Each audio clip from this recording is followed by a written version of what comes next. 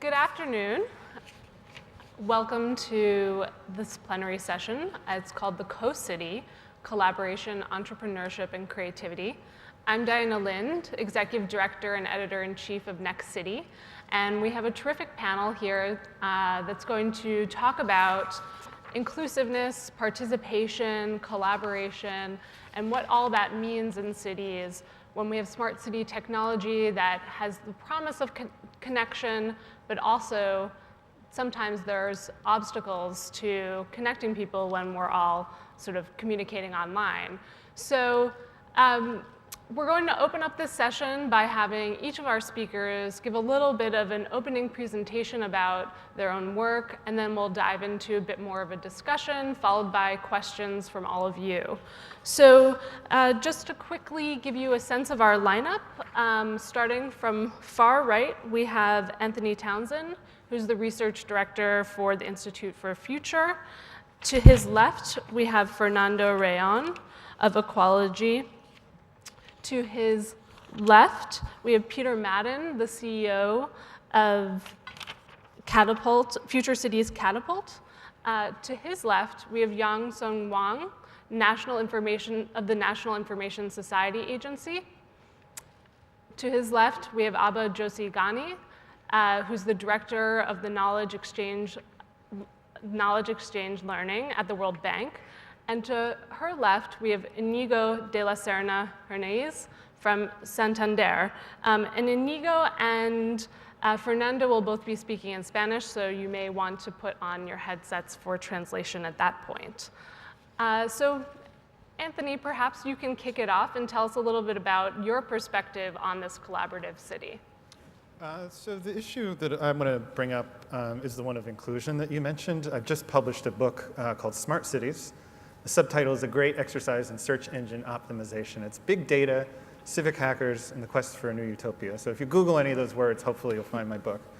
And the book grew out of a forecast that I did in 2010 for the Rockefeller Foundation that was looking at the future of cities, information, and inclusion. Because I think there had been about a decade of work in a field that's called ICT 4D, ICT for development, just basically smart cities for the developing world. And there have been a lot of successes and a lot of failures, and people were sort of anticipating this next wave of technological innovation around smart cities and what it might mean for the poor, whether it's the poor and marginalized groups in developed countries or in the global south. And there was certainly a lot of excitement. We had seen a billion cell phones distributed throughout the developing world, and I mean, people basically powering people's livelihoods. I met a Dutch anthropologist last year who told me she'd been doing field work in northern Mali, and she had documented how Bedouin nomads were actually altering their historic migration routes so they could come into areas of cell phone service, which I found absolutely fascinating. And you just see that all over the world. So we did this forecast. We looked at both the opportunities for economic development, but also the risks. And you had all kinds of examples around the world where digitizing records it wasn't getting rid of corruption. It was just centralizing corruption, from the village level to the provincial level. And so instead of an illiterate person being able to bribe a local official and get some help, working on a land record, it was foreign speculators who were bribing, regional officials. This is an example from Bangalore called Bhumi. And so Rockefeller was really concerned about new exclusions in the smart city.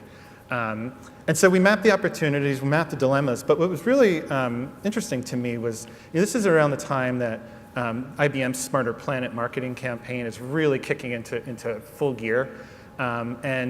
Masdar and Songdo are sort of the poster children for the future of smart cities. And you look at those places and they're way too clean, they're too orderly, they're not the real city, and there's no poor people in them, which does not reflect the reality of urbanization in the world. And so my goal with the book was really to set the record straight and to paint a much fuller picture of what smart cities are going to actually look like and who's going to be in them, who are the collaborators, the entrepreneurs, and the creators. not just the well-educated, the technologically enabled elite that have sort of dominated the movement to date. So, I think that's really what I tried to do in the book, and I encourage everyone to check it out. The one sort of concrete tool I'd love to leave you with is a framework that I discovered doing the research for this part of the book about inclusion. And it's a way of understanding how innovation serves the poor and increasingly is going to be done by the poor. It was developed by Richard Heeks, who's a scholar at the University of Manchester. And he was basically taking an assessment of this ICT for D movement. The paper's called ICT for D 2.0. It's kind of a mouthful. But he was basically looking back, what did we learn from these 10 years of dropping internet cafes in the jungle in Costa Rica and things like that. And he basically charted a spectrum of these projects moving from what he initially called pro-poor development. So this is sort of the way we typically think of economic development. You're dropping in money, expertise, technology, infrastructure into a developing place and then walking away. So that's not that great of a model because things can't be sustained. The next step is what he calls para-poor innovation. And that's when people from the rich world wade in and really start working and co-creating and collaborating with the poor, transferring skills and knowledge and technology. And that's sort of where a lot of projects are now. What he saw ideally as sort of the natural endpoint is what he calls per-poor innovation. And that's when innovators in poor communities are basically borrowing from the same stock of technology that we all have access to, whether it's open data or cheap cell phones or Wi-Fi, and actually building their own innovations for themselves and maintaining them. And it's a very idealistic way, I think, of looking at inclusion in the smart city, but really, I think, is the place that we need to go. So I'll cede the last 16 seconds of my time to the next speaker. Thank you. Thank you, Anthony. Thanks for setting the stage of this idea of inclusion as being a really important part of the smart city. So next we have Fernando Rayon, who's going to be speaking in Spanish. Okay, thank you very much, Diana. Siempre es difícil para alguien que está en el sector del agua hablar en una conferencia como esta de Smart Cities, porque nosotros trabajamos con el agua y el agua es una cosa que pesa, tiene moléculas. Normalmente la gente que dice grandes cosas de las Smart Cities habla más bien de electrones y de información, que se mueve más rápido y a la velocidad de la luz. Y entonces a nosotros nos toca jugar un papel un poco discreto en este tipo de sesiones. Y cuando se habla del agua de las Smart Cities, pues suele hablarse fundamentalmente de la reducción de fugas, de la telelectura, que ya es una cosa que tiene más que ver con la información, y desde luego de la sostenibilidad y de la falta de recursos, de la escasez de agua, de la necesidad de depurar las aguas residuales, de devolverlas en buen estado al medio, y de la reutilización, sobre todo, en un mundo que se va desarrollando y que va incrementando las dotaciones y las necesidades de agua. Hay que decir, no obstante, que el consumo de agua en las ciudades mediterráneas no pasa del 10 o el 15%. El mayor consumo siempre suele estar en el lado de la agricultura, especialmente, como digo, en zonas en clima mediterráneo. Por tanto, hay mucho más donde sacar rendimiento y donde sacar eficiencia en la agricultura y en la utilización del agua para el regadío que en las ciudades. Pero no obstante, estos son temas que en general en el sector del agua y sobre todo en el agua urbana están ya bastante bien trabajados. La reducción de fugas es un tema que nos ha preocupado desde siempre y en la que se han logrado desde luego avances importantísimos. La telelectura es hoy día una realidad en muchas ciudades y por consiguiente es un tema que también está avanzado, y la reutilización pues está avanzando, como saben ustedes también, a pasos agigantados. Entonces, haciendo un poco la reflexión, yo oía esta mañana una cita en una sesión que decían: las empresas con futuro son las empresas que sabrán hacer negocio de los datos. Yo creo que esto es una idea que planea en general sobre todas estas sesiones que estamos haciendo sobre Smart Cities, Y yo me enfrentaba un poco a este dilema. Digo, bueno, pues que yo tengo moléculas, hay algunos datos que salen de las moléculas, pero las moléculas siguen tozudamente ahí y tenemos que seguir manejándolas, ¿no? Entonces lo que intentamos buscar, y yo creo que las empresas de agua pues estamos en ello, es aprovechar esta emergencia de tecnología y esta emergencia de capacidad, no solo de gestionar datos, sino también de producirlos, ¿no? Yo creo que Íñigo también después hablará sobre esto y algunas otras personas de este panel seguramente, sobre la capacidad que tienen hoy día los propios ciudadanos de generar información que es útil para ellos, pero también para la administración de las ciudades y para los otros ciudadanos.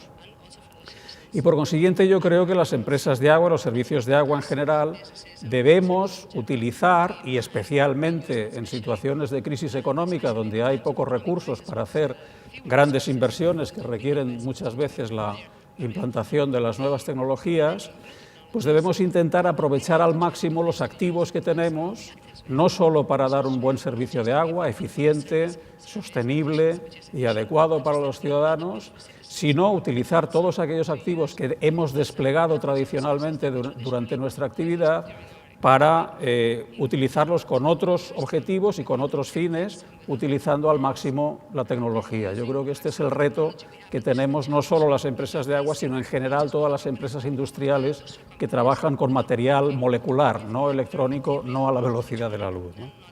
Y en este sentido, nosotros, uno de los activos que tenemos más potentes, pues es una relación de largo plazo, normalmente, con las municipalidades, con las que llegamos a establecer una relación de confianza bastante intensa, precisamente por esta relación de largo plazo y porque entendemos la problemática de las ciudades, vivimos en las ciudades, suministramos un elemento básico a todos los ciudadanos.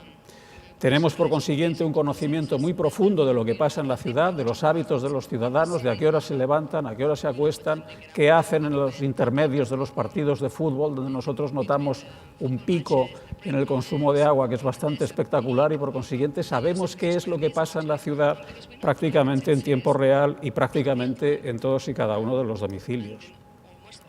Tenemos una relación diaria con los ciudadanos, con sus quejas, con sus problemas y, por consiguiente, tenemos una capacidad de utilizar toda esta información también y todos estos activos en generar nuevos servicios y nuevos productos. Por consiguiente, el reto que tenemos es ampliar nuestra capacidad, nuestra contribución a que las ciudades sean cada vez más habitables, de una habitabilidad más intensa, más cómoda, a hacer las ciudades más agradables para los ciudadanos, a escuchar a los ciudadanos y proponerles nuevos servicios, y en ese sentido hemos desarrollado ya algunos productos que tienen en cuenta estas necesidades y necesitamos colaborar más con personas, con instituciones que hacen otras actividades y que estamos en línea con ellos para proporcionar nuevos servicios.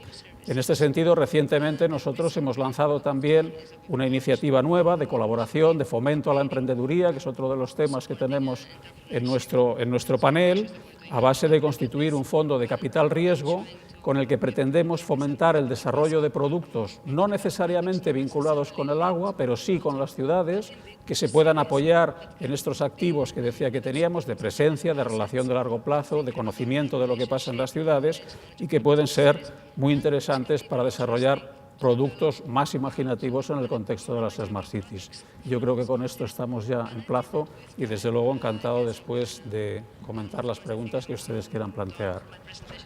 Thank you very much. That was great. And I think you bring up a really interesting point about entrepreneurship and the connection between the public and private sector in growing this more collaborative city. So up next we have Peter Madden. So I'm going to stand up so I can see you, the audience, and you can see me.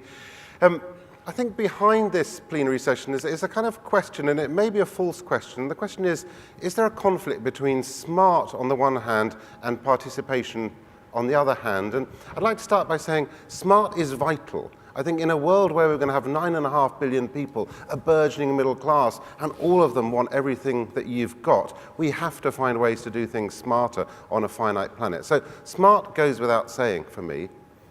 But at the same time, I don't know about you, but I don't want a life ruled by algorithms. I don't want to live in that world. So I think the question here is, how do we kind of combine those two and release the promise that smart can do for what it can do for citizens and participation? Now, I'm setting up in London at the moment, just set up a new innovation centre on cities, and I'm wrestling with this very question in how I do my work. So I thought I would give you 3 thoughts from the point of view of innovation and how we do innovation, because that's my job, and how do we innovate for a participative and smart city. So my 3 thoughts. First of all is embrace complexity. Okay, we have to embrace complexity. And I think there's a real danger that this smart city agenda oversimplifies the city and doesn't really understand and get to grips with the complexity. And for me, cities are complex beasts, and we need to be thinking about innovation that's systemic, that's complex, and we need to think about that's the kind of innovation that we want to do. Not silos, not individual issues, but innovating for whole cities. So it's not to make a better car, it's to innovate for mobility and access outcomes for citizens in the urban context. So all the innovation work we're doing is systemic and complex and not about isolated issues. The second thought that I had is about innovating collaboratively. Because I don't believe that any institution, no matter how clever, no matter how brilliant the mayor, how big the company, how smart the entrepreneur, no single organization can tackle these citywide complex issues on their own. So again, when we innovate, we're putting together big collaborations of multiple stakeholders, universities, citizen groups, city governments, big companies, small companies, to come together and get those groups to, first of all, define the innovation challenge, then work on resolving it, and then finally implementing the solutions. And I think only if you get that big group of diverse people working on the diverse city challenges will you get the kind of innovations that deliver smart and collaborative. And my third and final thought is about how we start with the user, with the citizen. And I've hired a bunch of innovators, and they nearly all come from a discipline which is user-centered design, which in the innovation and design world is very common. And you start with people and their needs. And all these innovators I've brought in, they were immediately bumping up against this world of big data and massive systems and big infrastructures. So we're thinking about how do we make those things fit together? And in the organization that I'm building, I'm feeling that the real creativity is coming from where you put those people who are starting with user-based, individual-based innovation and mixing that with big data and all the opportunities that offers and systemic thinking to come up with new kinds of innovation that start with people but work in that citywide collaborative context. So that's my 3 thoughts from an innovation context, that first of all, embrace complexity, second, innovate collaboratively, and thirdly, start with the user. Thank you very much. I think those are 3 great ideas, regardless of whether we're talking about the smart city or any kind of organization. So thank you for that. Sung? Yeah, I have to go out? Okay. First, I'd like to ask your understanding for my language problem. So understanding, because I'm Korean, but I can choose only between English and Spanish. So I choose English. You are lucky because I do not choose Spanish. So I'd like to talk about 2 points. One is that I personally have worked for smart city during last almost 10 years. It was I think it was 2004. The Korea government started smart city project. The name was U-City. I don't know if any one of you heard about ubiquitous city, but we use U-City. But during 10 years, we have made some success, but we actually, frankly, we have more failure cases than successes. And the main reason for our failure was very closely related with our approach to smart cities.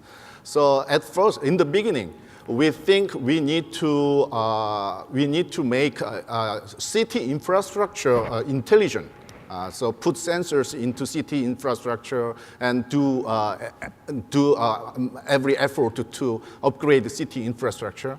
Yeah, logically, that's our final goal. But currently, at the moment, that is not a possible approach. It costs a lot. Sensors are very expensive. If you put sensors all the road, all the factory, all the something, then you cannot succeed. It is economically nonsense. So we found that we need a new layer of cities. So we call it it's a smart city platform layer. So it locates between city infrastructure. So this morning session, I made a presentation about this concept. So city infrastructure is located in between city infrastructure and city activity. There is a city platform. City platform is a virtual platform. It consists with data and map and communication network. But the function of this platform is to link different city infrastructure together, and also it is a field that private sector or civil society can join to develop the future city. So anyway, we found the importance of platform layer. The second point I'd like to talk here is that Smart City project has, we found 4 different type of project. It is not one single type of project. So many people talk about openness, but for smart city services, there are some services that need a closed network. So open network and closed network, we should apply each network according to the purpose of smart city services. For instance, if you use a CCTV network, or if you want to develop disaster management systems, then you can partly use open network, openness, but mostly the kind of services should based on closed network. So open network, closed network. So it is not nonsense to push government to only only take open approach to the smart city initiatives. And today's theme is collaborative city, and collaborative city is related with open layer smart city services. So, okay, I will talk later more. Thank you. And thanks for talking a little bit about openness versus closed networks, which perhaps we'll talk a little bit more about when we think of indicators of the collaborative city. So up next, Abha. Great. Thank you, Diana. I wanted to frame this whole issue of smartness, collaboration, and inclusiveness in terms of what is actually happening at the city level and what is happening with urbanization in the world. Urbanization is the defining phenomena of this century, and we know that about 3 billion people will move into cities by 2030. And 95% of this demographic shift is going to take place in developing countries. So what do we do about development? How do we democratize development? And how do we empower that citizen so that they can feel included, that they feel that the government, the private sector, and other stakeholders are all working in a collaborative way? Now take that on the one hand, and on the other hand, this is also the century where we've had amazing revolution in terms of technology and ICT. So how do we bring those two things together for inclusive development and for collaborative development? So data and information are actually the building blocks of inclusiveness and collaboration. Once we put the user at the center, once we have shared decision making, then we get collaborative cities and we get smart cities. And how does ICT actually empower that? So at the World Bank, we've been looking at, firstly, we embraced open data and open development, or looking at development as democratizing development. But how do we bring it to the city level? One of the examples I want to point out is that of ICT for governance, where citizens, even sitting somewhere in Mali or in Ecuador, can actually, using their phones, say exactly what kind of services do they need from their cities and whether the city is providing the services. This can be as small as, was the garbage picked up, was the water pump repaired, or were the potholes repaired, and actually it's like a global commons that can be monitored. Secondly, participatory budgeting, bringing it to the neighborhood level where citizens can say that 20% of the city government's budget should go towards this specific project, and they can monitor it. And this can all be done through ICT and telephone and just sharing, mobile phones and sharing of data. And thirdly, I wanted to bring in visioning a city. When we're looking at slums and what is the city going to do about redevelopment, there are now serious games available where the city can call in citizens and help them visualize what this area is going to look like, what this park can be transformed into, and then bring in inclusiveness. So I think that smart cities are collaborative cities, and these are cities which actually bring the citizen right at the center of decision making and share that information freely and openly to make development more democratic. Great, thank you, Abha. Inigo? Yo me voy a levantar también para que Peter no sea el único, y más que nada porque aquí tenemos un reloj enorme que cuando uno está hablando, a mí particularmente me pone nerviosísimo saber que me quedan 4 minutos 52 segundos. Bueno, el tema es muy amplio como para que desde una ciudad podamos aportar todo lo que este tema puede dar en torno a la colaboración, ¿no? Especialmente con los ciudadanos. Es cierto que las cosas están cambiando, que están cambiando muy rápido, que el objetivo fundamental es el ciudadano, nuestros vecinos, que nosotros estamos metidas en las ciudades porque tratamos de mejorar la eficiencia de la propia administración, ese es uno de los objetivos claros, porque tratamos de dar mejores servicios distintos a nuestros vecinos, este es un objetivo esencial, esto tiene más que ver con el ciudadano, y porque también queremos generar actividad económica, el cambio famoso del modelo productivo, y esto tiene que ver más con nuestra relación con el sector empresarial, ¿no? Si atendemos al trinomio en estos momentos de tecnología, por un lado, de sostenibilidad y de ciudadanía, claramente hay un desequilibrio a favor de la tecnología.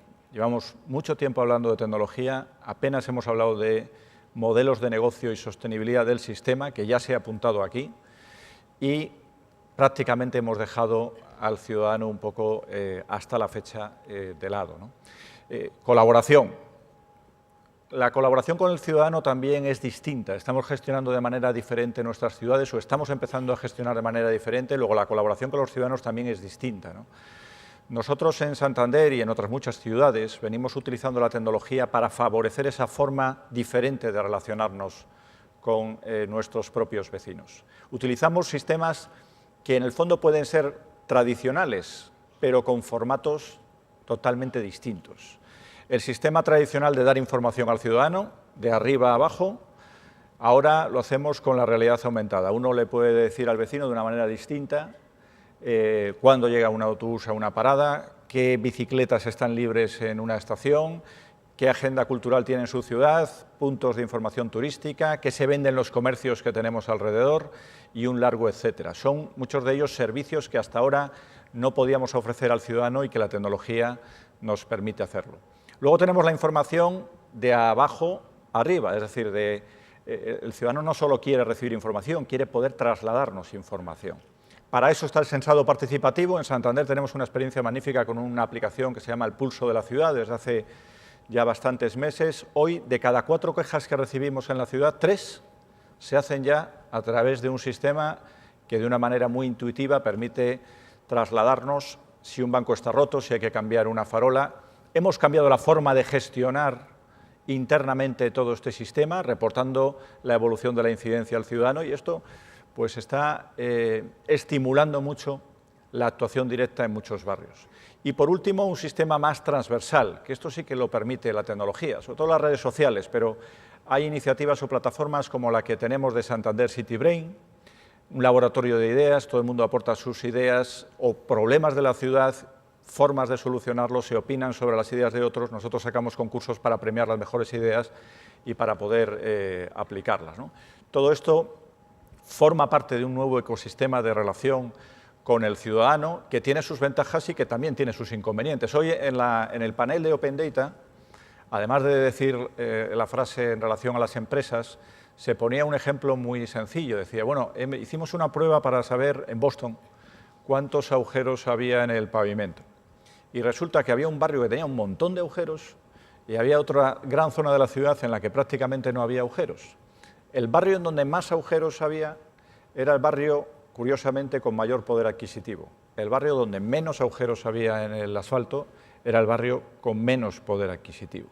Es decir, no es posible que en un sitio haya una diferencia de ese calibre. Lo que ocurre es que en un lugar hay una mayor penetración de los smartphones y en otro lugar hay una mucho menor penetración de los smartphones. Luego, el hecho de que tengamos herramientas para dar más participación no significa que nuestras ciudades vayan a ser de por sí más inclusivas. La pregunta que yo lanzo es, ¿la propia brecha digital hará que se produzcan problemas de exclusión social para aquellos que no utilizan la tecnología, que recibirán menos servicios o de una manera distinta a otros vecinos? Y por último, ya me quedan 16 segundos, la relación con el sector empresarial. Bueno, tuvimos un panel recientemente sobre todo lo que está pasando en la colaboración público-privada, ¿no? Estamos preocupados porque esto no termina de estallar hasta el momento en que realmente aparezcan modelos de negocio viables para el sector empresarial, que si uno ve lo que pasa en los stands, en estos momentos tienen un objetivo claro que son las propias ciudades, las administraciones públicas y los servicios urbanos. Pero también tiene que haber modelos directamente dirigidos a los ciudadanos. Hay experiencias fantásticas para que el mercado sea lo más amplio posible. La Red Española de Ciudades Inteligentes, que ayer subió su número hasta 49 ciudades, permite compartir experiencias, servicios y no derrochar el dinero en cosas que ya estamos haciendo otros, pero también ofrece un marco muy amplio para el sector empresarial a la hora de vender sus productos. Luego tenemos mercados cada vez más amplios en este sector. Hay también experiencias interesantes en colaboración público-privada, pero hay muchos retos que todavía tenemos que salvar para esta nueva forma de entender nuestra relación, la de las ciudades, con el sector privado. Ayer se hablaba de problemas en los modelos de contratos que no se ajustan a la realidad, de problemas en cuanto a la falta de seguridad o la asignación de responsabilidades en caso de falta de seguridad, de retos en cuanto, por ejemplo, a la privacidad de los datos. Si un ciudadano está a gusto con un servicio que pertenece a una empresa que maneja unos datos en determinadas condiciones, en fin, todo esto ahora mismo está completamente abierto y es voluntad de las ciudades agrupadas trasladar una propuesta de modificación de determinadas legislaciones y de determinadas normativas para favorecer unas condiciones de contorno de laboratorios urbanos suficientemente amistosas, amigables con el sector empresarial, que pretenden establecer pues una norma, un nuevo marco de colaboración que facilite la creatividad y el emprendimiento en la utilización de nuestra información, de nuestras plataformas tecnológicas y de los datos, que son muchos, que generamos y que empezamos a abrir, los empezamos a sacar del cajón donde celosamente los hemos guardado para que puedan ser utilizados en el desarrollo de nuevos servicios. Muchas gracias. Thank you. I like that trinity of economy, sustainability, and citizen participation. I think that all of those things are really needed for a vibrant city. So our panel discussion is going to be talking about this collaborative city, and I think we should start off by trying to define what a collaborative city is, or what are the indicators, what are the metrics of a collaborative city. So Abha talked about data and information. Are data and information that are openly accessible, is that one of the cornerstones of the collaborative city? We talked a little bit about participation. I'm curious to know, for this is an open question really to the panel, of what for you defines this more collaborative city. Go ahead. So I think collaborative city can be defined in terms of two factors. One is I talk about open and closed network. So open network, so definitely it is based on open network. On other dimension, so we can also divide smart services according to relationship between players. There is a responsive services or interactive services. Responsive services means there is a specific one or two or some small number of specific service providers, and all other players dependent on such service providers. In that case, we can categorize such service as responsive. On the other hand, there is interactive services. In interactive services, all players are both service provider as well as a service consumer. I'd like to propose that we can define collaborative society as open and interactive society. And I'd like to add one more point. Then many people talk about open data of open government data. Many people call for government to open its data, but in practice, we need to open private data too. So, for instance, for transportation, some transportation companies have actually very good data. And it should be open to society. So I just take just one example, but there are many such important data. So when open private data, then it will contribute to collaborative society.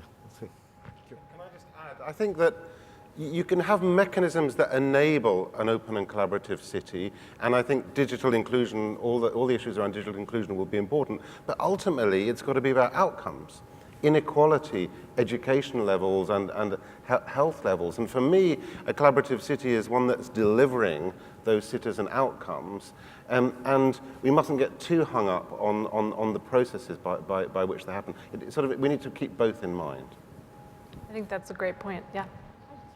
Bring in collaborative governance in a collaborative city, and that should include basically bringing in all the stakeholders in the city. So that's not just the citizens, but it's also the private sector, and it's the civil society organizations, and it's the media, and it's the parliamentarians and the judiciary. And we find mostly that a lot of cities are, firstly, they are of course government dominated, but we also find that citizens are rarely at the center of key decision makings, and sometimes the balance is just between the government and the private sector. So any collaborative city should actually bring all stakeholders together and have shared decision making. Just a side note to point out, directly answering your question, how would you measure how collaborative a city is? There's actually a huge renaissance going on right now in urban studies. It's being driven by two things. It's being driven by all this big exhaust data that we have about what happens in cities. Lots of public data, but also lots of private data, like mobile phone call records. And that's attracting researchers who love complexity.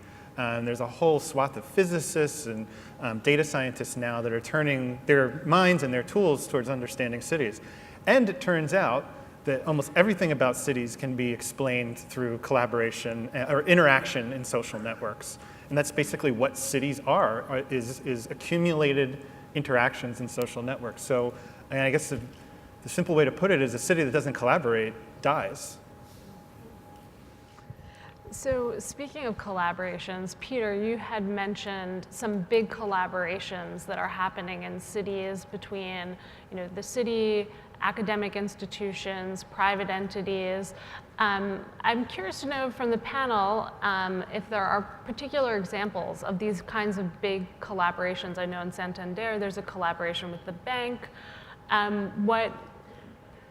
what sort of best practices are we seeing in terms of these big collaborations in cities? Do you want to go?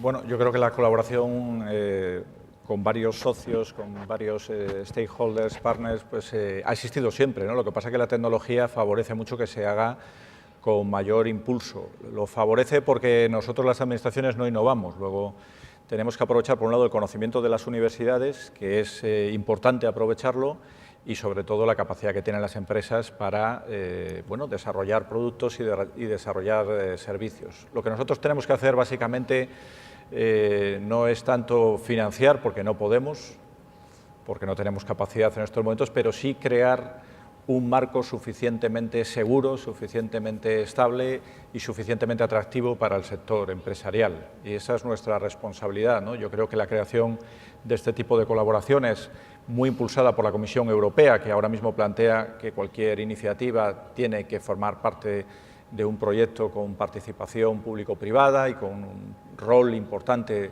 del sector privado, forman parte pues, del ADN de todos los proyectos que se están poniendo en marcha. Es lógico que sea así, ¿no?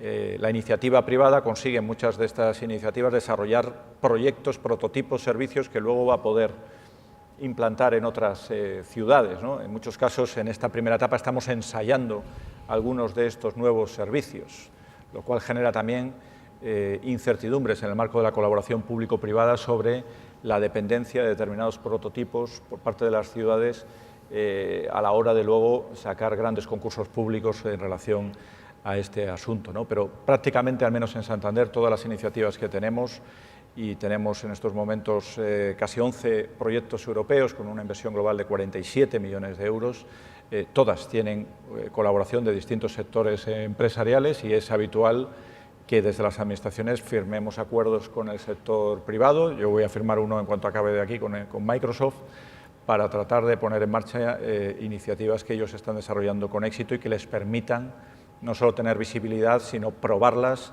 en un lugar en el que encuentran condiciones suficientemente atractivas, ¿no? Yo creo interesante también en este contexto de colaboración ampliar un poco más esta información que les daba al principio de la iniciativa de capital riesgo que hemos puesto en marcha en Aqualogy, porque al final es un modelo de colaboración también entre un sector, que es el sector de los emprendedores, que suelen tener buenas ideas pero escasa capacidad de llegar a un mercado, porque suelen ser empresas pequeñas que no tienen una visión de mercado, una capacidad de llegar suficientemente grande, y las empresas grandes, en este caso la nuestra, que apuestan por fomentar este potencial de crecimiento de estos emprendedores, ofreciéndoles la capacidad de llegar a un mercado que para nosotros es mucho más conocido y más familiar. Además de esto, esta colaboración en concreto es un ejemplo también público-privada, puesto que los fondos los hemos hecho con un acuerdo de coinversión con el Estado español a través del CDT y del Ministerio de Economía. Por consiguiente, modos de colaboración, efectivamente, yo creo que siempre han habido, pero creo que también hay espacio aquí para la innovación y para implantar nuevos modelos que refuercen colaboración entre sectores muy distintos. Great. I think you also touched on an interesting question, which is, after the recession, a lot of cities, a lot of governments, federal governments, have been sort of weakened. They don't have the funding to implement a lot of projects, so the private sector has to step up and play a bigger role in a lot of cities. Curious to know if you feel like the private sector in this kind of collaborative mode is also then taking care of some of the old things that government focused on, like providing a safety net for particularly poor people, providing some of the services that don't have a business model. You mentioned sustainability, making sure that these smart city initiatives have, an economic business model for them. If the government isn't going to be providing some of these services, and there may not be the strongest business case for private sector to step up, how do you collaborate around some of these tougher issues like providing services for the poor? Maybe Anthony, you want to jump in on that? I think public-private partnerships are certainly the way that 99.99% of smart city stuff is going to get financed. And it's a very creative way of, combining a public need and private capital.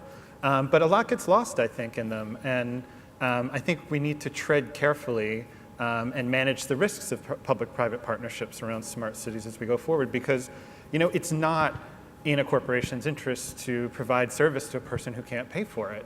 And that's just a fundamental aspect of how government operates that needs to be managed. And what I worry about are that some of these kinds of exclusions, that these unintended consequences of these relationships will just be very hard to see because this stuff is invisible. It's software, it's data, it's chips. It's not like you're watching a building fall apart. And so, a lot of what I try to do in my work is to dissect these partnerships and say, okay, well, who's getting what and who's giving what, and what are the long-term consequences, say, of outsourcing part of your city's brain? Where's the data going? Do you have jurisdiction over it? This project that IBM did in Rio, where they built this operations center, was interesting because it was helping the city govern itself better. And they built a data center in Rio where all the data is kept.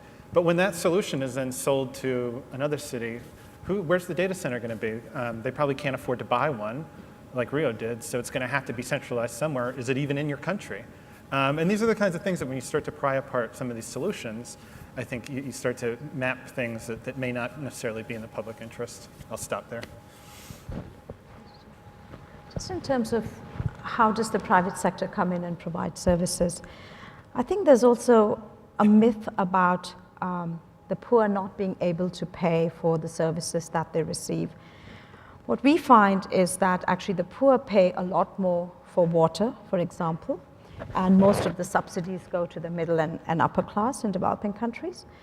And if you're able to attract the private sector to come in and say, if you can provide piped water, and we as the government can broker the payment for that water from those neighborhoods, and we step away. We've seen that work. We've seen that work for water. We've seen that work for electricity in poorer neighborhoods, in poorer part of the city, where the private sector has been able to come in and provide those services with some kind of a backup guarantee from the government that, at the end of the day, they would mobilize the neighborhood to pay. And poorer neighborhoods actually are far more interested in getting reliable, sustainable services than having to buy water off carts and so on. So I think that there's a huge role for private-public collaboration in provision of services, especially to the poor, and that we shouldn't always think of it as subsidized services. I also think there's room for innovation in financing of smart cities, because I think what's behind some of these questions is, yes, governments have less money, but there's still savings and pensions looking for a home and looking for somewhere to invest and have a return. There's need in cities for infrastructure and things to be done, and cities are a safe bet, in terms of returns. So I think we've run ahead on the innovation in the kind of technology and the big data and the IT. We've run ahead of the financial innovation that we might need, and I think it's a very fruitful area, thinking about how we unlock through new civic bonds, through revolving funds and different citywide versions of performance contracting and so on, unlock the money that allows us to do some of this stuff. Hay un tema que me gustaría aclarar en esto de la provisión del agua por un servicio privado o un servicio público, ¿no? En relación a esta frase que oímos, ¿no? De que hay veces que el sector privado es incapaz de prestarse el servicio de agua en un entorno, digamos, de baja economía. La verdad es que el problema, en mi modo de ver, no es ese, no es el problema que el privado sea capaz o no sea capaz, el problema es que proveer un servicio de agua, como proveer cualquier otro servicio, tiene unos costes. Y esos costes tienen que repercutirse de alguna manera, o bien los paga el usuario final, o bien los paga la administración pública. Entonces, la administración pública esos costes los puede pagar directamente a sus propios recursos humanos y técnicos, o los puede pagar a una empresa privada. Pero en definitiva no es un problema de que el privado pueda o no pueda, es un problema de dónde sale el recurso y a dónde va. Thank you. I think, we've been talking a lot about public-private collaboration in cities. There's a lot of just civic-based collaboration that's going on, where citizens are collaborating with each other to provide a lot of their own services. So car sharing, bike sharing, co-working, all of these kinds of shared economy services are becoming increasingly popular. They're also happening oftentimes outside of government regulation and taxation. And Abha, we were talking a little bit earlier about whether this is sort of a new informal economy. What do you think that this kind of trend towards the sharing economy means for the ways that citizens collaborate with one another, and also, how government will play a role in sort of, overseeing some of this kind of work? Actually, yeah, it was a very interesting conversation because, when we talk about things like Airbnb, where you can go on the web and find yourself a room to stay in New York or any other city, or shared cars, we find that it's not regulated, and the city is losing tax dollars. So one way to look at it, I felt, was that it's part of that informal economy. But the moment we think of an informal economy, we think about small micro enterprises and people barely eking a living, and falling immediately into extreme poverty if the safety nets are because the safety nets are not there. But let's look at these sort of innovative shared services also as a part of entrepreneurship, innovation, and informality. And how does the city or the government bring in regulation then to make sure that it's not losing out on revenues? And that's sort of an interesting way to think. I really don't have an answer to that, but I feel that it's just another form of informality, and perhaps it flourishes because it's not regulated, but it provides an amazing services to citizens, so perhaps it should be just left alone. I would say I think the sharing economy is a great development for cities that potentially has a potential to be much more sustainable set of behaviors than anything that we might engineer away in the background. But I think there are times when we should stop. And about a month ago, someone started a social network in New York City for sharing leftovers. So if you've eaten food, you have a half a pizza left, you take a picture of it and you can advertise it in your neighborhood. I think we've gone too far. Fair enough.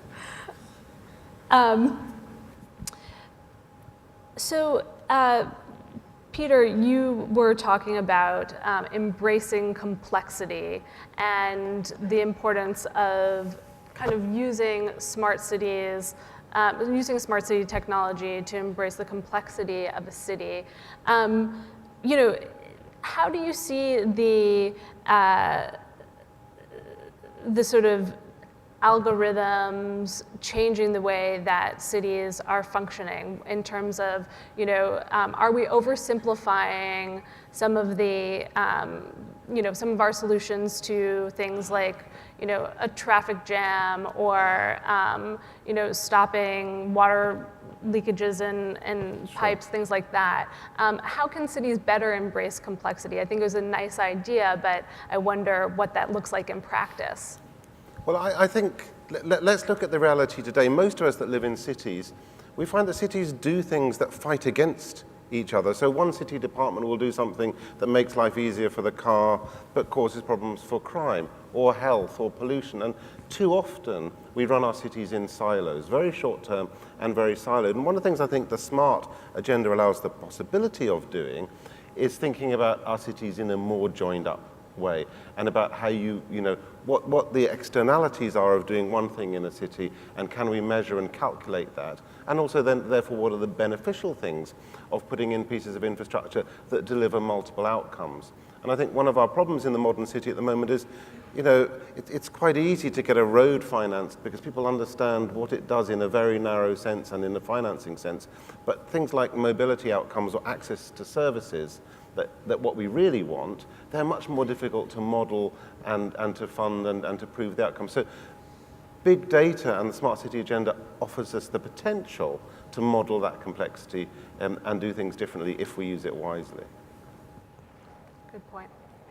Yeah, there was a great example of this that I wrote about in the book. In 2011, IBM built basically a system model for the city of Portland in Oregon that had like 3,000 variables and thousands of equations, and they portrayed it as this kind of like spaghetti-like map of the city, basically, so you could see how a decision about bike lanes affects education in kindergarten classes. And as an analytical tool, it was totally useless. It was bad science, it didn't produce the right information, but the process of deliberation that went into creating it and sitting all these policymakers down and helping them understand that doing one thing in this part of the city or changing an education policy has all these ripple effects. And mapping that complexity, I think, was just like a really amazing exercise and totally changed the way they approached the sustainability plan that was driving it. So I think Peter's point is really well taken. So regarding complexity, I'd like to add one more factor. It is a cultural factor. We talk about sharing economy and collaborative economy, but in Asian countries, Korea, I'm not sure about the China, but Japan, share something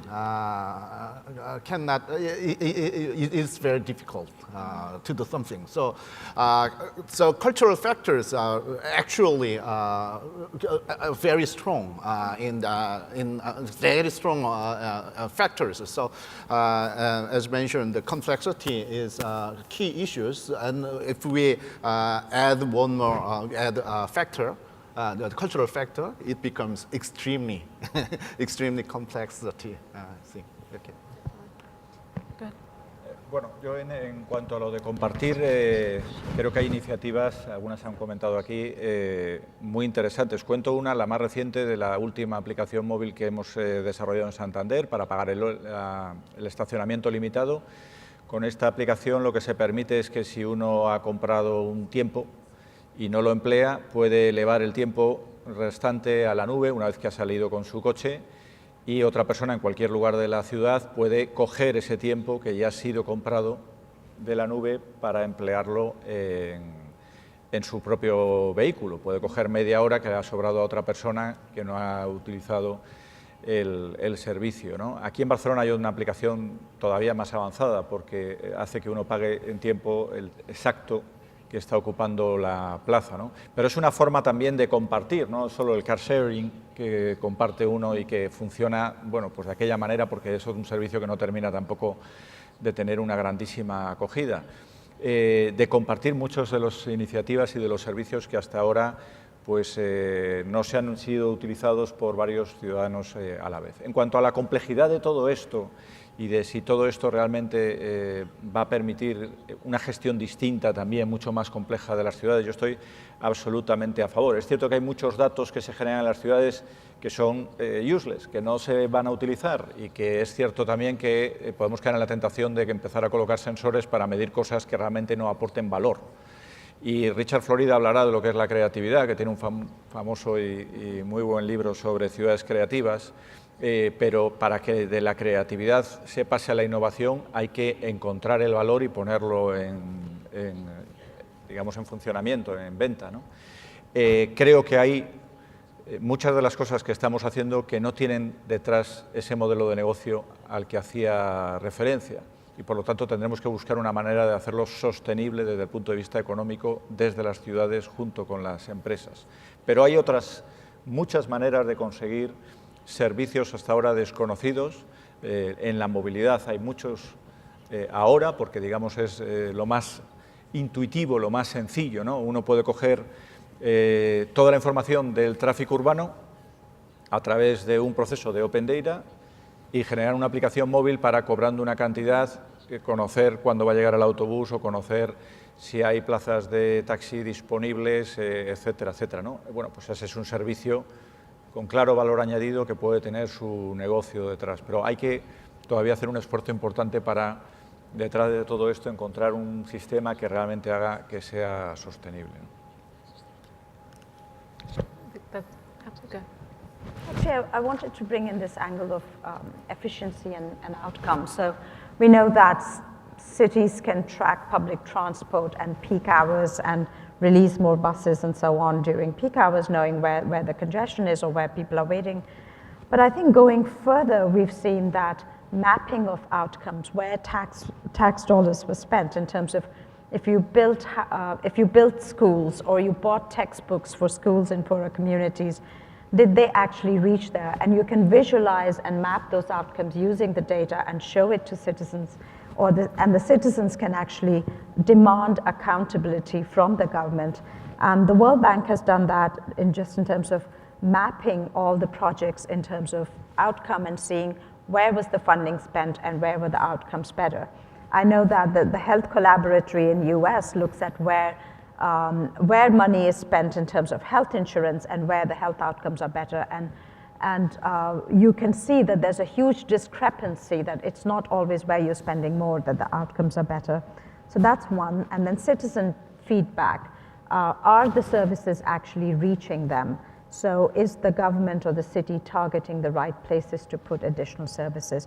So using collaborative and smart governance for better outcomes and more efficient use of funding.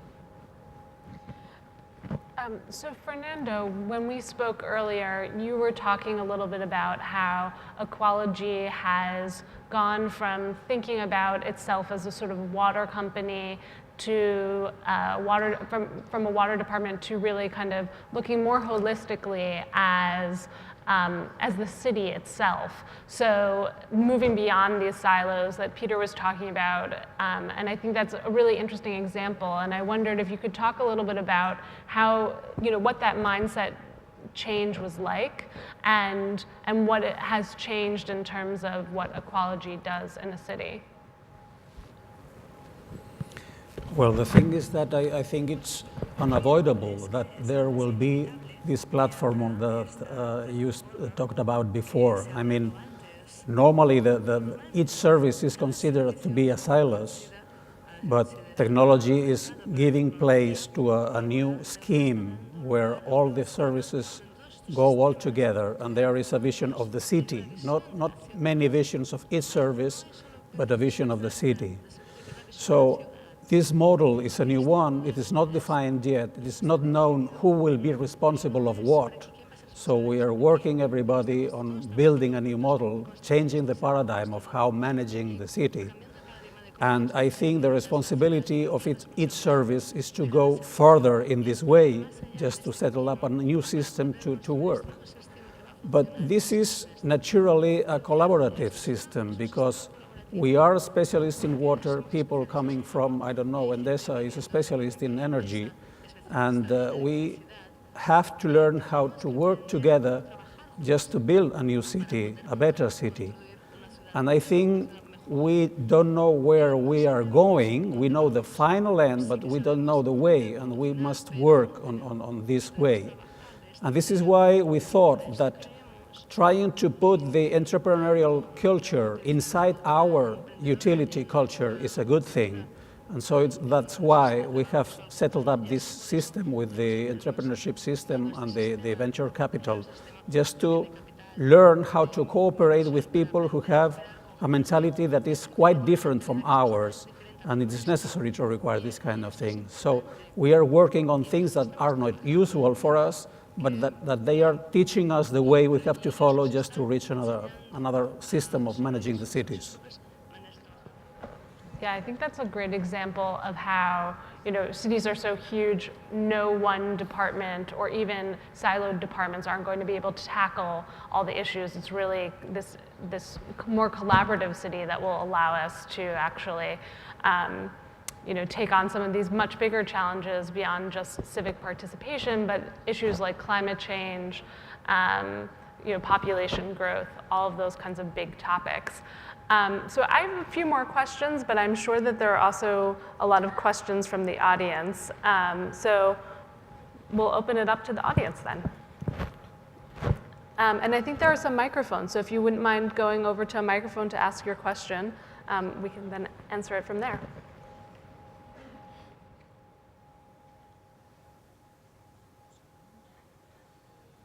I'd like to make a question to Anthony Townsend. I read your book about the future ecosystem of knowledge, and I know that you have been in Brazil, I think 2 months ago, in the ASP event. There is a movement in terms of making science parks becoming more and more connected with cities. And we have the example of Recife with Porto Brazil. So how do you manage this more and more effective connection between cities and science parks in terms of what we spoke about here? The other question was to Peter about smart cities. Nesta, that is the UK public agency, published some months ago a study about creative cities. We speak about intelligent cities, about creative cities, about smart cities. How do you match these different concepts? Great questions. I'll just take a crack real quick at the first question. I think you're probably going to hear a lot about this from Richard Florida as well. You know, science parks were a great strategy for economic development 50 years ago, but just putting out real estate as a way to drive innovation is no longer enough. You have to get involved in adding all kinds of additional value. And that's why technology companies don't want to be in suburban office parks.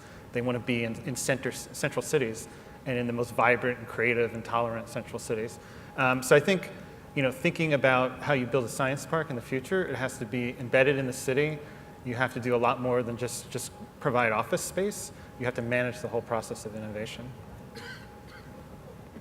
And in answer to the other question, it's a good and difficult question. I think what we don't want to do is try and have a single narrative about cities and merge everything together into one meta narrative, because that's dangerous and it won't work and it won't respect cultural difference or complexity.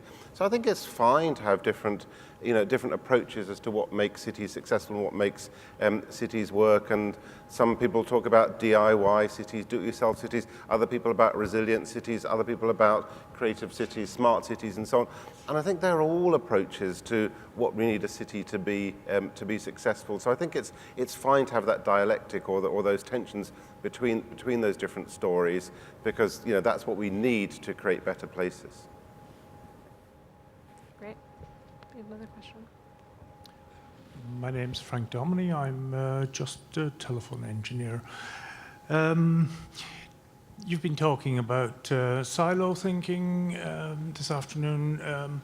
Upstairs, the exhibition and conference is all about electric cars, which feeds into the complexity of trying to predict electrical supply and demand over the next 25 years, because we've no idea when the electric cars are going to start consuming power, which then knocks on into the public-private nightmare that we have in England of trying to buy power stations, where we ended up with paying a fortune for dodgy French reactors and had to ask the gentleman from Shanghai for some money, but that's not what my question's about. Does the panel think that we can do a smart city in conflicted or contested cities? I'm particularly thinking of some of the great cities of the Middle East, like Beirut, like Damascus, like Baghdad. Can we turn those into smart cities where you have a viable modus vivendi for the people? Very interesting question. Any answers here? Bueno, es una pregunta muy difícil, porque es muy difícil saber si realmente... yo empezaría diciendo que la ciudad inteligente en sí misma tampoco existe, que es un concepto un poco del que abusamos y que es preferible hablar de gestión inteligente de las ciudades, ¿no? Y que ese escenario final en el que los servicios están todos bajo un mismo paraguas, una misma plataforma tecnológica, interactúan entre sí, de tal manera que si ocurre algo en una parte de la ciudad, automáticamente empiezan a suceder cosas casi sin interacción humana, es un escenario todavía lejano, ¿no? Luego, ¿puede una ciudad como Beirut o ciudades del este oriental transformarse en una ciudad inteligente? Yo creo que sí. que podrán hacer avances, pero es evidente que quien todavía tiene que superar determinados déficits en infraestructuras básicas, es muy difícil ni que vaya a hacer inversión, ni que el ciudadano entienda que algunas cuestiones vinculadas a la Smart City son una prioridad y por lo tanto no participe del sistema. A veces nos pasa a nosotros. Yo de vez en cuando también veo una carta en el periódico que dice ¿y por qué dice el alcalde que Santander es una ciudad inteligente si el bordillo está roto de mi acera o el contenedor ha rebosado la basura, ¿no? Es decir, que es difícil ponerle una etiqueta a un proceso que es un proceso, como ha dicho Peter, muy complejo. Luego, hay muchas maneras de avanzar en el proceso y también estas ciudades que no tienen todos los servicios completamente consolidados, tienen alguna ventaja sobre los que ya tenemos los servicios consolidados. Pueden aprender de algunos de esos errores, pueden introducir, cuando vayan a introducir determinados servicios que aún no tienen, tecnología que nosotros no introdujimos hace tiempo y que mejora sustancialmente los propios servicios, ¿no? Ahora, el proceso es mucho más difícil porque una ciudad que todavía tiene que afrontar retos importantes, por ejemplo, de carácter ambiental, podrá utilizar tecnología para abordar algunos de ellos, pero tendrá que desarrollar infraestructura básica, tradicional, que, en fin, requiere una inversión inicial y un proceso por el que necesariamente ha de pasar, ¿no? Actually, to answer that question, I would go back to the definition of what is smart. And sometimes we immediately equate smartness with technology. I think smartness is technology enabled, but it's not technology driven, and it's also not about technology itself. So, can the cities in conflict states or where we have civil wars going on or where we have a whole lot of reconstruction to do, can they be smart? Yes, they can be smart in terms of open governance. They can be smart in terms of putting citizens in the center. They can be smart in terms of being data-driven and evidence-backed policy implementation. And they can be smart in terms of more efficient use of resources.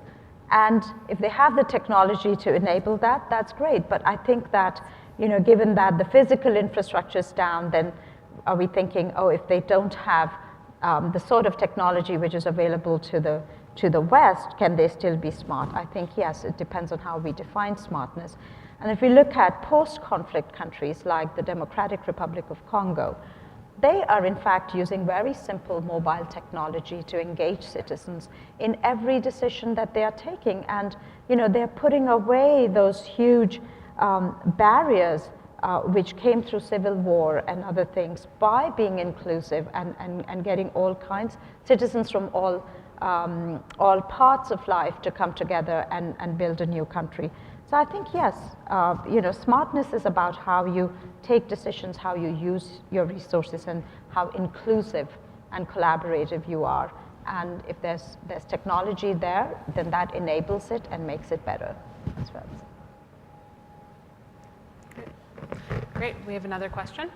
Yes, I would like to ask the Mayor of Santander about the sensors, because actually this morning the Deputy Mayor of Barcelona, Antoni Vives, he actually made a very clear basically statement saying, I hate pilots, don't come to sell me pilots, and I hate sensors, I don't want the city full of sensors. So how that works in Santander and basically Barcelona does not want the same system, and what is your experience using these sensors in the city? Well, basically you had people like Microsoft, Google, and all their vendors going there to see your solutions. How does it work in the way of providing good city services?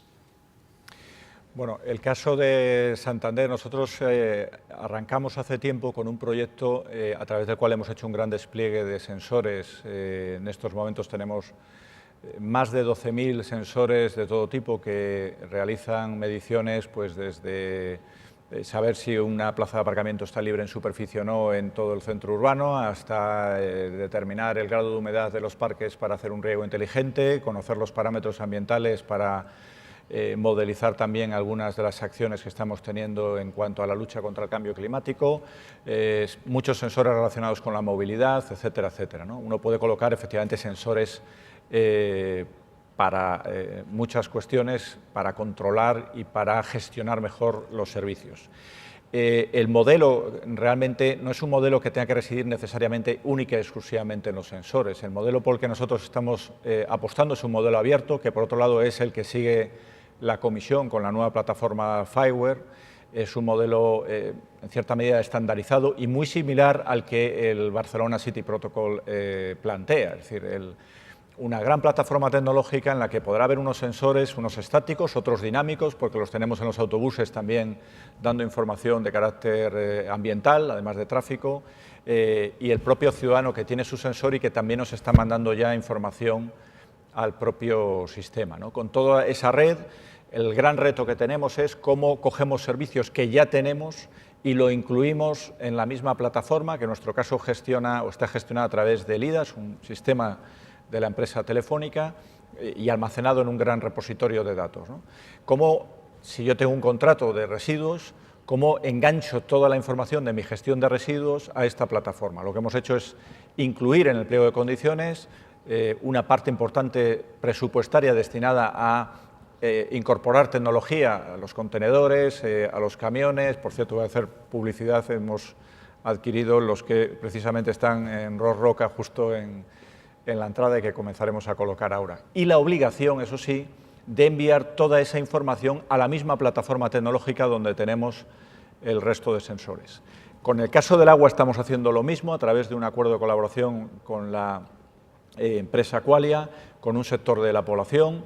Con el caso de la energía vamos a hacer exactamente lo mismo con los nuevos contratos que vamos a sacar, de tal manera que vamos a coger 4 verticales y las vamos a incorporar en la misma plataforma, ¿no? Y luego tenemos un acuerdo con la empresa japonesa NEC para intentar darle inteligencia al sistema y hacer que los servicios interactúen. Ese es el modelo que tenemos. Luego, yo creo que es un modelo abierto, es un modelo desde luego fácilmente replicable para que pueda ser utilizado en cualquier otra ciudad, pero entiendo también que pueda haber otros modelos parecidos. Barcelona ha sacado ahora un concurso para su plataforma tecnológica y es interesante saber qué relación tiene que haber entre el Internet de las cosas y los servicios en la nube, que es de alguna manera otro modelo distinto al que aporta la propia sensorización. Nosotros, el último proyecto europeo en el que nos hemos incorporado, un proyecto cercano a los 2,5 millones de euros, es un proyecto Europa-Japón. Nosotros, las ciudades europeas, somos Génova y nosotros.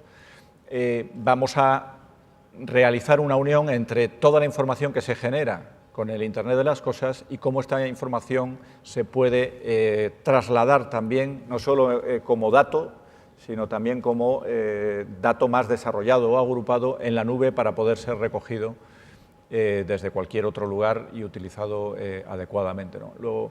Yo no estoy totalmente de acuerdo con lo que se ha dicho en relación a la utilización de los sensores, ni tampoco soy el más férreo defensor de los sensores. Los sensores son instrumentos y en estos momentos es cierto que hay sensores que nos pueden dar una información valiosísima para tomar decisiones relativas al ahorro energético, cuando una luz se ilumina si la gente pasa y no, o desciende la intensidad lumínica si no está pasando, en fin, o incorporar para la propia gestión de los residuos pues el hecho de que no tenga que pasar un camión si el contenedor, el sensor del contenedor está indicando que todavía no está lleno, ¿no? Luego la información es muy importante y creo que en estos momentos la tecnología permite aprovechar muchos de estos sensores. Ahora, tienen que ser sensores que realmente encajen con tu modelo de ciudad o de negocio, es decir, que vayas a utilizar para algo. Yo recuerdo cuando empezamos Smart Santander hace 4 años que el primer tipo de sensor, al final cogimos los sensores en función de lo que decía nuestro plan estratégico y de las encuestas que habíamos hecho a los ciudadanos sobre cuáles eran sus preocupaciones de la ciudad. Y las preocupaciones principales eran estacionamiento, transporte público, tráfico, etcétera, ¿no? Pero los primeros que nos ofrecían eran, tenemos unos sensores que funcionan muy bien para medir la radiación ultravioleta, ¿no? Decía, bueno, muy bien, y desplegamos 500 de estos sensores, ¿y qué hacemos? Dar una información sobre cuál es la radiación ultravioleta en la ciudad, ¿qué utilidad tiene eso más allá de ahuyentar a la gente de nuestra ciudad si resulta que algún dato no sale no tan bien como se puede esperar, ¿no? En fin, tienes que utilizar con cabeza también la tecnología adecuadamente, pero el modelo de Barcelona yo creo que es un modelo prácticamente igual al de Santander, entendiendo, como dice Antoni, que efectivamente los sensores no lo son todo en la vida, son el medio para ofrecer al ciudadano un servicio mejor, ¿no? Fernando, do you want to reply as well?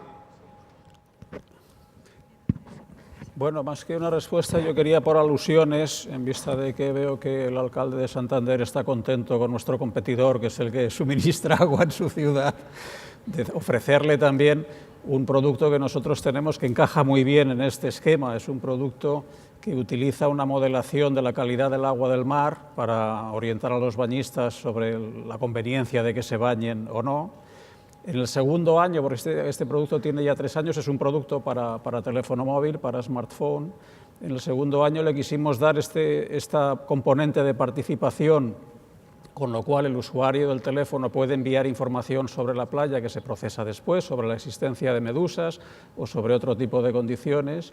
Y este año, finalmente, ya le quisimos dar el último paso, que es el paso del modelo de negocio. Quisimos hacer un modelo de negocio de manera de fomentar también la economía de la ciudad y, por consiguiente, el bañista que se va a la playa tan contento porque ve que no hay medusas, que la playa está fantástica, que no hay mucha gente porque tiene una fotografía de la playa y va encantado, pues además puede elegir un restaurante para tomarse una buena mariscada, de manera que paquete completo. Yo creo que es un poco simpático, pero es un ejemplo, yo creo, bastante claro de a lo que podemos llegar. De manera que, alcalde, cuando usted quiera, lo hablamos. La aplicación es gratuita y se la ofrezco a todos ustedes también. Se llama iBeach y la pueden bajar en sus teléfonos móviles. Thank you for that, Fernando. So unfortunately, we have to stop. We've run out of time. But this has been a fantastic discussion, so please join me in thanking the panel.